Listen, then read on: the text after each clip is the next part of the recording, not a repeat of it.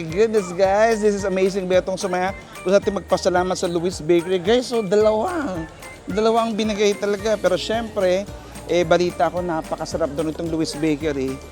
Para mapatunayan natin. Tikman natin, guys. Mag-taste test tayo, guys. Alam niyo naman, guys. Syempre, alam niyo si Sir Luis, close kami niyan. Bata pa lang kami, naglalaro na kami. Ayan, kaya ano pang hindi natin, tikman na natin, guys. Ayan. Naku, ang hirap. Itong ube, no? Yes, guys, tikman natin. Kaya guys, kung ako sa inyo, guys, huwag na kayo pumunta sa anumang bakery pa.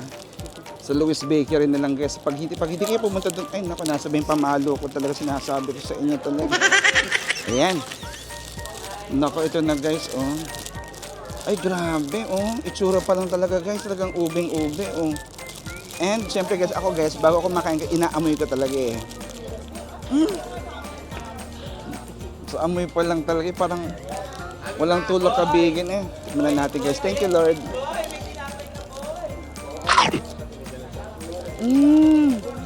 Wow!